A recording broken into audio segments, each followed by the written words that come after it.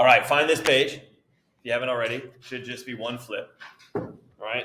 You'll notice in these problems, we're going to go from 2 logs to 1. So we're condensing from 2 logs to 1 log. All right. So my first thing I always ask students, right, is what operation is happening between the logarithms? Subtraction. So remember, when I see subtraction, what am I thinking? Division, right? So just kind of write division out here so you know that eventually your argument has to involve division. If it doesn't involve division, then it's not going to be correct. Okay? Now, before I do that, before I put them together, do you guys see how there is a number in front of the log of A? You guys see that 4? So I'm going to take this 4 and move it to the power on that A. So here's how it works. So write the log of A, but now that A is going to be raised to the 4th power. Do you guys see that move? Right, so you can move the number from the front into the power. Now, does log of C have a number in front of it? I mean, technically it does, right? It's a 1 in front. But if it's just a 1, do I need to move anything to the power in my second log? No. So just copy that one down.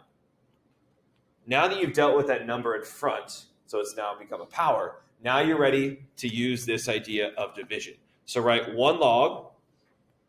Okay, so 1 log. Now, I didn't mention this, but notice how these logs don't have any bases written down. So what are the bases of these logs? 10, nice. All right, so you don't need to write 10.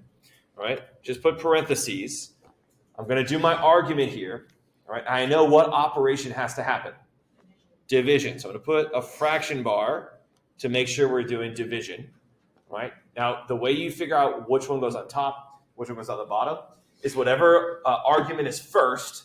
You see A to the 4th power? That one's first. That one is going to go on top. And the second argument, C, is going to go on the bottom. And this is the answer. That's crazy. That's it? That's it. That's logarithmic properties. So, Yes, ma'am.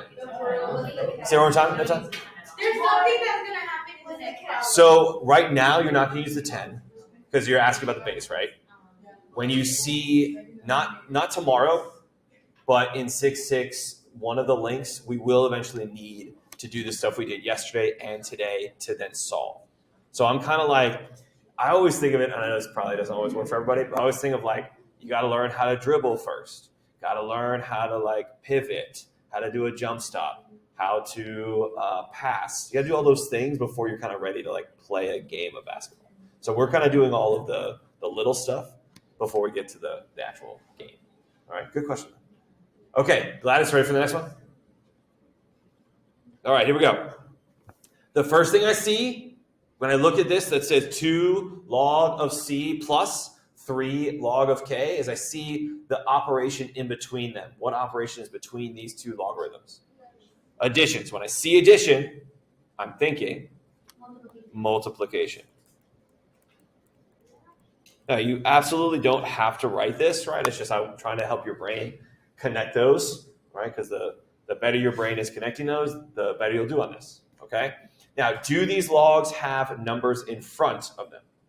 Yes, so the first step is to take these numbers that are in front and move them to be powers, all right? So the log of C, but now it's going to be the log of C squared plus I have the log of K, but that 3 is going to become a power, be K cubed. Now the last step is to put those arguments together using multiplication. All right, so 1 log. And you can write the little dot if you want. If you want to put the dot, you can. But if I don't put a dot, remember it is multiplication. All right, so I'm going to put C squared times K cubed.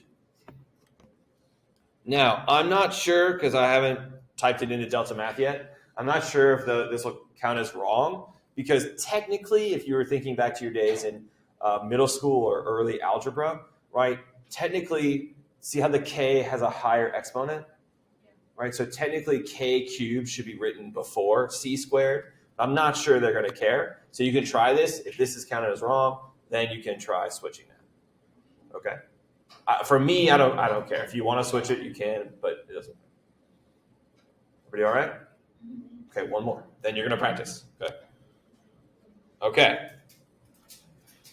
What operation do I see between these two logarithms? So I'm thinking division. Now, the reason I chose this for the last one, because I know it feels similar to the first one, but do you see how the things that are in front are not numbers?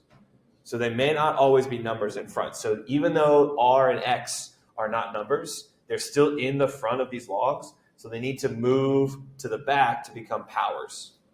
So the log of d raised to the power of r minus the log of g raised to the power of x. Okay, now we're ready to do one log with division. And what am I writing in the numerator? D to the power of r.